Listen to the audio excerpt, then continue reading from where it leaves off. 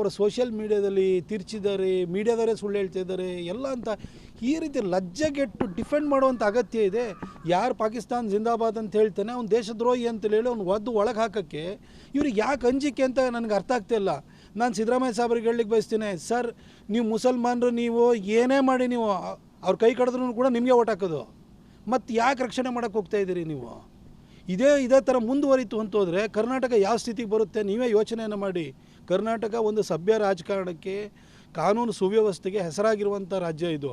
ಇಲ್ಲಿ ನೀವು ಈ ರೀತಿ ಎನ್ಕರೇಜ್ಮೆಂಟನ್ನು ಕೊಡ್ತಾಯಿದ್ದೀರಿ. ಒಂದು ನೀವು ಹೇಳಿಕೆನೇ ನೀವು ಭಾಳ ನಿರ್ದಾಕ್ಷಿಣ್ಯ ಕ್ರಮ ಕೈಗೊಳ್ತೀನಿ ಅಂತೇಳಿ ಹೇಳಿಕೆ ಕೊಟ್ಟಿದ್ದೀರಿ, ಅದಕ್ಕೆ ನಾನು ನಿಮ್ಗೆ ಸ್ವಾಗತ ಇದೆ. ಫಸ್ಟ್ ಟೈಮು ನೀವು ಈ ರೀತಿ ಒಂದು ಮಾತನಾಡಿರುವಂಥದ್ದು, ಆದರೆ ಕೃತಿಯಲ್ಲೂ ಕೂಡ ಅದನ್ನು ತೋರಿ ಅಂತ ನಾನು ಕೇಳ್ಕೊಳ್ತೀನಿ. ಅವರ ಸೋಷಿಯಲ್ ಮೀಡಿಯಾದಲ್ಲಿ ತಿರ್ಚಿದ್ದಾರೆ, ಮೀಡಿಯಾದವರೇ ಸುಳ್ಳು ಹೇಳ್ತಿದ್ದಾರೆ ಎಲ್ಲ ಅಂತ ಈ ರೀತಿ ಲಜ್ಜೆಗೆಟ್ಟು ಡಿಫೆಂಡ್ ಮಾಡುವಂಥ ಅಗತ್ಯ ಇದೆ. ಯಾರು ಪಾಕಿಸ್ತಾನ ಜಿಂದಾಬಾದ್ ಅಂತ ಹೇಳ್ತಾನೆ ಅವ್ನು ದೇಶದ್ರೋಹಿ ಅಂತ ಹೇಳಿ ಅವ್ನು ಒದ್ದು ಒಳಗೆ ಹಾಕೋಕ್ಕೆ ಇವ್ರಿಗೆ ಯಾಕೆ ಅಂಜಿಕೆ ಅಂತ ನನಗೆ ಅರ್ಥ ಆಗ್ತಾಯಿಲ್ಲ.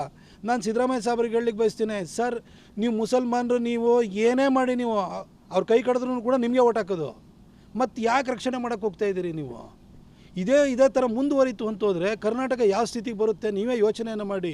ಕರ್ನಾಟಕ ಒಂದು ಸಭ್ಯ ರಾಜಕಾರಣಕ್ಕೆ, ಕಾನೂನು ಸುವ್ಯವಸ್ಥೆಗೆ ಹೆಸರಾಗಿರುವಂಥ ರಾಜ್ಯ ಇದು. ಇಲ್ಲಿ ನೀವು ಈ ರೀತಿ ಎನ್ಕರೇಜ್ಮೆಂಟನ್ನು ಕೊಡ್ತಾಯಿದ್ದೀರಿ. ಒಂದು ನೀವು ಹೇಳಿಕೆನೇ ನೀವು ಭಾಳ ನಿರ್ದಾಕ್ಷಿಣ್ಯ ಕ್ರಮ ಕೈಗೊಳ್ತೀನಿ ಅಂತೇಳಿ ಹೇಳಿಕೆ ಕೊಟ್ಟಿದ್ದೀರಿ, ಅದಕ್ಕೆ ನಾನು ನಿಮ್ಗೆ ಸ್ವಾಗತ ಇದೆ. ಫಸ್ಟ್ ಟೈಮು ನೀವು ಈ ರೀತಿ ಒಂದು ಮಾತನಾಡಿರುವಂಥದ್ದು, ಆದರೆ ಕೃತಿಯಲ್ಲೂ ಕೂಡ ಅದನ್ನು ತೋರಿ ಅಂತ ನಾನು ಕೇಳ್ಕೊಳ್ತೀನಿ.